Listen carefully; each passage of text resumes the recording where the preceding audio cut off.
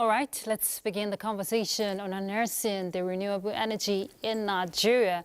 We have a guest in the studio, the Director General Renewable Energy in Nigeria, Dr. Mustapha Abdullahi. Thank you so much for joining us, Dr. Abdullahi. Thank you very much. Thanks for having me. Okay, we've just seen the background report, the potential of transiting, energy transition. And we're seeing that there are benefits, reliability and, of course, stable power supply. But you tell us, for the benefit of some of our viewers, when we're saying energy transition from the usual norm, what exactly are we talking about? Again, good evening. By the word energy transition, it means a global shift from the fossil fuel-based economy or energy production to a more renewable and more greener energy production source. So that's the simple definition for energy transition. And it is important to note that energy transition has become a global phenomenon because in Nigeria in particular, we are not immune from the global warming. And the effects, the devastating effect that we've seen, such as flooding, has triggered the need for the nation to also join the League of the Nation to also transit from some of its fossil fuel-based economy to a greener economy. Thank you. Okay, and from the report we saw, our correspondent, brought up issues of the inconsistency in policies. Are there present policies, that will address this transition, from fossil fuels to renewable energy? So, yes, there are. However, I would like to just address something because when people hear transiting from fossil fuel, they might mistake what that means, what I just said earlier. It is important to note that by energy transition, the country is not moving its own focus from fossil fuel generation. So the Nigerian government is very, very committed in producing and also exploring its crude oil and gas. However, like I said earlier, because there is a devastating effects that it's affecting the globe and is also affecting the country, so we need to transit. The first statement that was made by the government, in particular 2021 at COP26 in Glasgow in the United Kingdom, the then President Muhammadu Buhari unveiled the National Energy Transition Plan. And shortly after that, there's a creation of an act. The Climate Change Act was created. And even an agency was created to drive, to coordinate the climate change matters and also the Energy Transition Master Plan. The National Center for Climate Change was created, and that's the first statement that was made by Nigeria. And since then, we've been running creating policies and master plans to get us to net zero. Thank you. And I'm glad you mentioned COP26 there, right? And at COP28, which was just last year, Nigeria pledged commitment, to upskill its energy efficiency, to meet the global energy efficiency target for 2030. What would you say the Commission is doing, to achieve that? So the Commission attended the COP28 that was in Dubai last year, and then we witnessed the pledge by all nations. In particular, Nigeria also joined all nations to pledge to triple its renewable energy generation and also to double the energy efficiency. So we came back with the mindset of implementing and coordinating policy to drive that statement Mr. President made at COP. The Commission so far, looking at the importance of tripling the renewable energy generation, has noted that for us to, triple it, there must be some element of domestication and, localization of the renewable energy technology. So as such, we develop policies that localize generations of renewable energy, from renewable sources, in particular solar. And what we are doing, because for us to also ensure that renewable energy is very effective and it's, it's accepted by the, our populace in the country, you must make sure that it's cheap, affordable, and, it must be accessible. So what we are doing in the Commission is to localize, to establish plants that, that produces the solar panels, PV system, the modules, and also, trying to bring investors in to set up factories to, set up the entire value chain in the solar technology, in particular, that's storage technology, the battery system. As we're all aware, lithium is one of the minerals that Nigeria is really, really proud of having in mass. And so what we are doing in the Commission is to, promote and encourage investors to come and set up factories here to, produce lithium batteries, and not just enhancing this, producing, mining the lithium and taking away and, bringing an already made product for us to buy. So as such, it makes it cheaper and very, very accessible. So that's the roadmap we're following to ensure that we triple and also double the energy efficiency in the country. Not too long, the REA, that's the Rural Electrification Agency, came out to say that, if the alternative grid energy solutions are being harnessed, it could help create a $9.2 billion, year-on market annually, which could actually help with the mini-grid and solar home system. Now, that's a lot, which will require a lot of investment. Are these investors, talking about the international community, coming in and looking at ways to help Nigeria expand on the opportunities therein? Thank you. So it's not in doubt that, the renewable energy and to mitigate climate change is a very, very it's very expensive to achieve that, particularly to achieve net zero. And the estimate it's $410 billion, which is from the master plan that, research that was done by the Commission with, in collaboration with other agencies. And I would recall that recently I represented the, nation in the group of 20, G20, in a working group in Brazil. And that working group is the Energy Transition Working Group, where we all negotiated and we pledged for support from the so-called, global nations or the power nations to, members of the G20. And it is clear there, our statement in the G20 was particularly in line with the fact that we know that the GHG, the greenhouse gas emission that we are all trying to mitigate or to capture from the African country is now contributing even up to 3% of that mass. So it is also recognized that we are, feeling that the devastating effect more than them, because they are ready, they have all technology to mitigate, the effect. And, it came, example, the recent floods, and we're facing, you can see so much damages. So all that was stated in Brazil then, and we got a response from the countries, and they pledged that they will support with with what they call climate finance.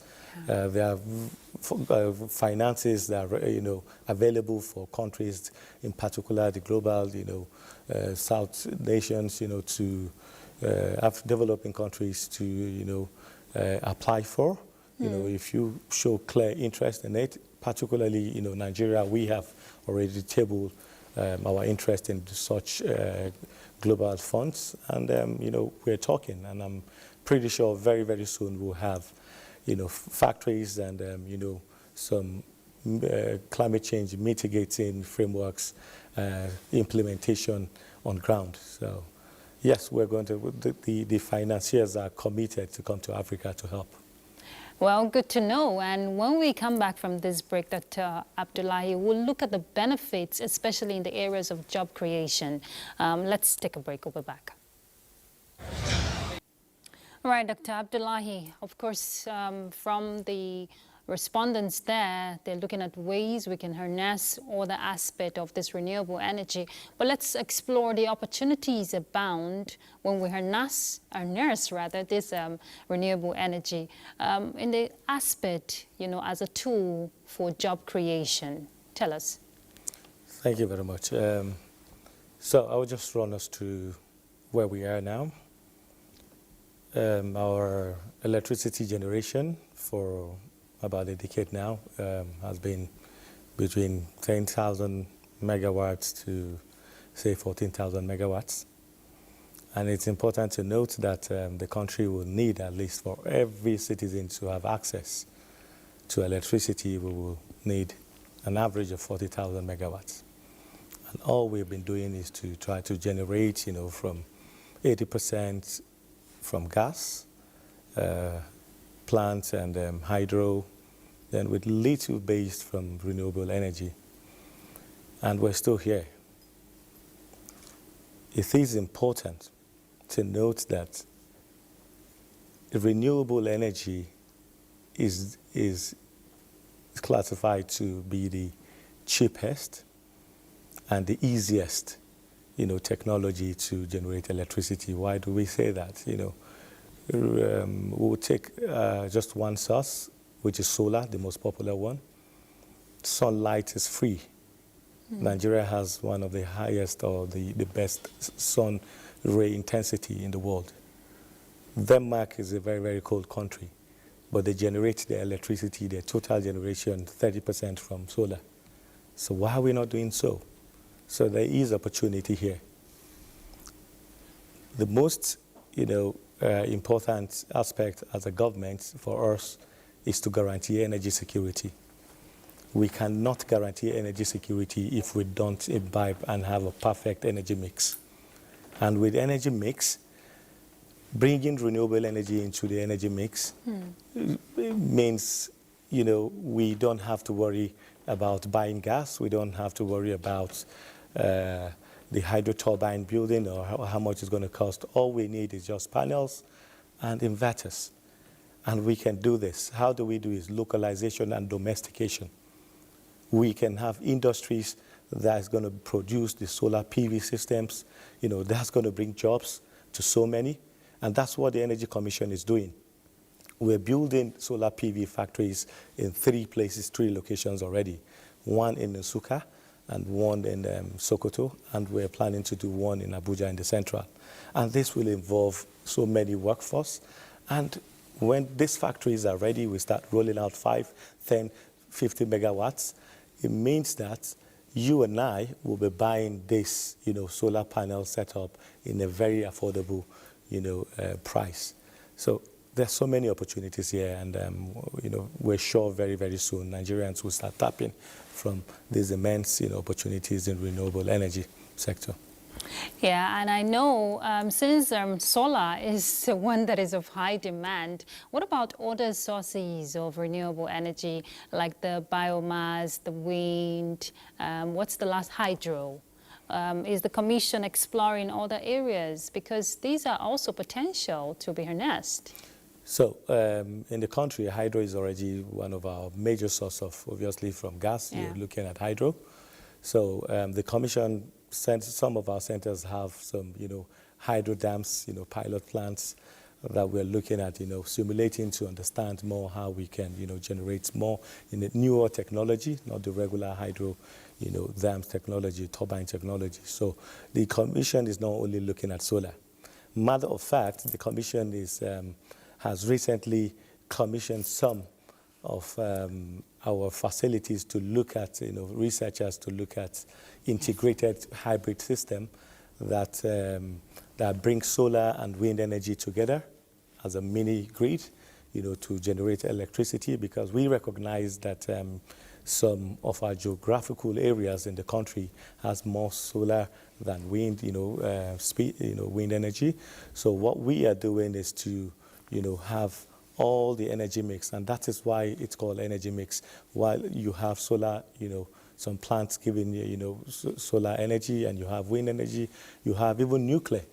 The first nuclear reactor we have in the country was built by the Commission, which is in Zaria Center. So we're looking at all the entire value chain of energy to see that we have all the sources into our energy mix. In particular, like I said earlier, we have started research, in developing a component or system that can generate at the same time, have tap from the wind energy and also generate electricity from solar energy integratedly. So that's a big, breakthrough, and very soon we're going to get that in the country.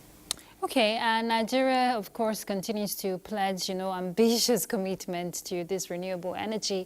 But what is your vision, for the energy transition security for Nigeria, the future for Nigeria? Yes, so for me, I think energy transition is a strategy for us.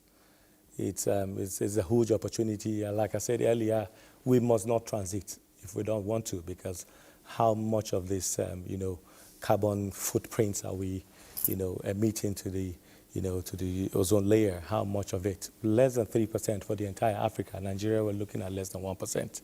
So we mustn't transit. But transition brings so much opportunity. We don't have adequate electricity or adequate supply of energy, and we are over-relying on gas. It hasn't been very, very positive. So if we really key into renewables, it means that we're bringing other sources of energy into our energy mix. If we can take example, what we need, like I said earlier, is 40,000 megawatts to reach out to every household, So if we're generating 5,000 megawatts from solar, 5,000 megawatts from wind energy, and we're doing maybe 10,000 from hydro, we're doing 10,000 from gas, because gas for us is still a strategy, is a transition strategy for us.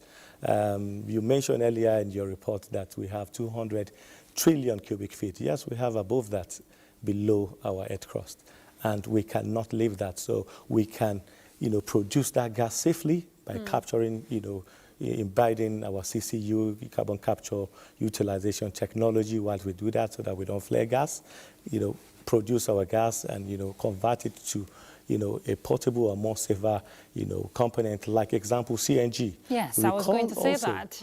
Recall also that the president launched an initiative called the Presidential, Compressed Natural Gas Initiative. And that's for us is a very good strategy. Gas is a cleaner, source of energy in compared to our, premium motors, our PMS. If you also compare gas with other sources like methanol, CNG, that, we have a free, because for us, we have it. All we need to do, and it will interest you to note that the energy we have today, in our transportation system, which is the petrol, regular petrol, it's the same process. What we do is to drill, we produce it from the reservoir, we take it to refinery, we refine it, and we bring it in, and we, and all that. We can do the same for this gas. We can drill, get our gas, process it to CNG. CNG is a cleaner source of energy than, compared to, that's why it's called transit. We're getting to net zero. We're not going to move to zero. So if we start, using CNG, which is also cheaper than the petrol, some of us, the Commission has already converted some of its cars, to CNG, and we've experimented the efficiency of CNG, and I can guarantee you that CNG is more efficient than the petrol engine. All right, thank you so much, Dr. Mustafa Abdullahi.